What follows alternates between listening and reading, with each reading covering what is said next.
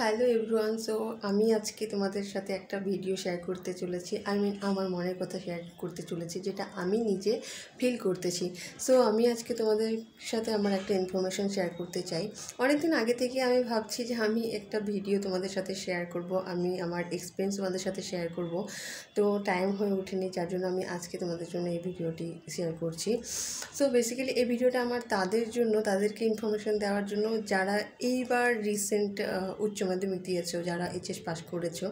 তো হচ্ছে অনেকেই উচ্চ মাধ্যমিক পাস করেছো, বা অনেকের ভাই বোন বা অনেকের রিলেটিভ আছে যারা হচ্ছে এএনএম জিএনএম বা বিএসসি করার চিন্তা ভাবনা করছো। তো আমি বেসিক্যালি এই ইনফরমেশনটা তাদেরকে দিতে চাই। সব জিনিসের হয় না, নেগেটিভ অ্যান্ড পজিটিভ দুটাই জিনিস থাকে। সো আমাদের এই মেডিকেল লাইনেও কিন্তু অনেক নেগেটিভ অ্যান্ড পজিটিভ থট আছে। অনেকেই এই মেডিকেল লাইনটাকে পছন্দ করে না। যদিও আমি এই মেডিকেল লাইনে আছি, আমি একজন জিএনএম নার্স, এখনও প্রাইভেটেই জব করি, গভর্নমেন্ট জব হয়নি।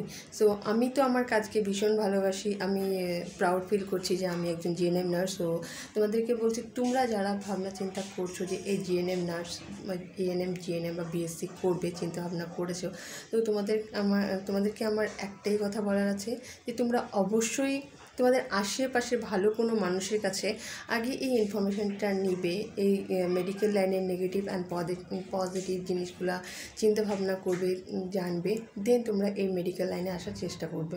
অ্যান্ড আমি আমার দিক দিয়ে বলবো, আমি যেহেতু একজন জিএনএম নার্স, আমিও জিএনএম করেছি। তো তোমাদের যদি আমার কাছ থেকে কোনো ইনফরমেশান নেওয়ার থাকে, তাহলে আমার ভিডিওটিতে অবশ্যই কমেন্ট করে জানাবে। আমি আমার যথাসাধ্য তোমাদের কোশ্চেনের অ্যান্সার দেওয়ার চেষ্টা করব। অ্যান্ড আমার এই ভিডিওটি যদি ভালো লাগে, তোমাদের যদি আমার এই ভিডিওটি থেকে কোনো ভালো কিছু হয়, তাহলে অবশ্যই তোমাদের আশেপাশের বন্ধুবান্ধবদের সাথে শেয়ার করবে।